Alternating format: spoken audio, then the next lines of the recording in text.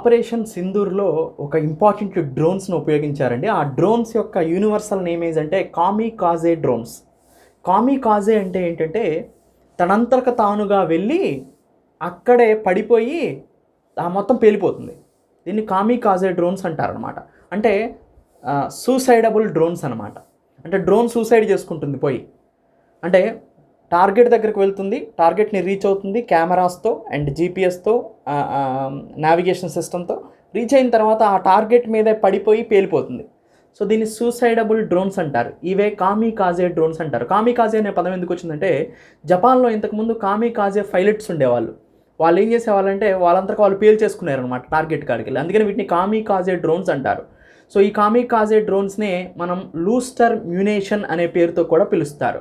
Self destructive drones అనమాట ఇవి. So suicidable drones or self destructive drones అంటారు.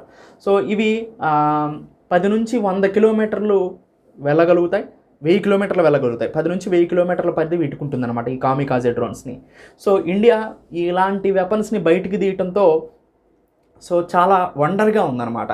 So అటువైపు స్కాల్ప్ మిసైల్ కానీ, కామికాజే డ్రోన్స్ కానీ అండ్ హ్యామర్ మిసైల్ కానీ ఇవి ఉపయోగించడం చాలా రేర్. ఇంతవరకు మనం వాళ్ళు బయటికి తీయలేదు వీటిని. కానీ ఈ ఆపరేషన్ సింధూతో వీటిని బయటికి తీశారు. సో ఇది ఒక గ్రేట్ ఇష్యూ.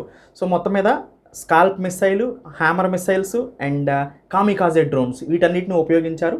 వీటిలో ముఖ్యంగా ఫ్రాన్స్ నుంచి మనం పర్చేజ్ చేసిన ఈ ఆపరేషన్ సింధూర్ మీద ఎక్కువగా ఉపయోగించినట్టు మనకు కనిపిస్తుంది.